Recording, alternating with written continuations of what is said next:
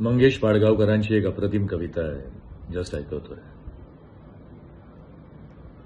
आयुष्य विधात्याच्या वहीतील एक पान असतं. आयुष्य विधात्याच्या वहीतील एक पान असतं. रिकामं तर रिकामं, लिहिलेलं असेल तर छान असतं. शेवटचं पान मृत्यू आणि पहिलं पान जन्म असतं.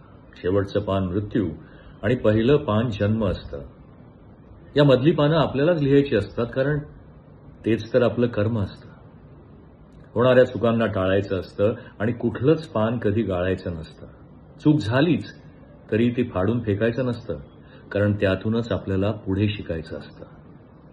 नाती जपण्यात मजा आहे, बंद आयुष्याचे विणण्यात मजा आहे, जुळलेले सूर गाण्यात मजा आहे.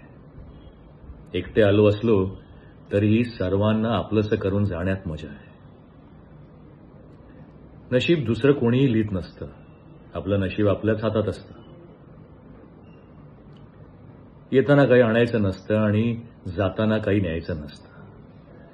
येताना काही आणायचं नसतं आणि जाताना काही न्यायचं नसतं. अरे मग हे आयुष्य जगायचं तरी कुणासाठी असतं? याच प्रश्नाचं उत्तर शोधण्यासाठी जन्माला यायचं असतं. आहेत तुमच्यासारखे सावरायला म्हणून पडायला आवडतं. आहेत तुमच्यासारखे सावरायला म्हणून पडायला आवडतं. आहेत तुमच्यासारखे हसवायला म्हणून रडायला आवडतं. आहेत तुमच्यासारखे समजावायला म्हणून चुका करायला आवडतात.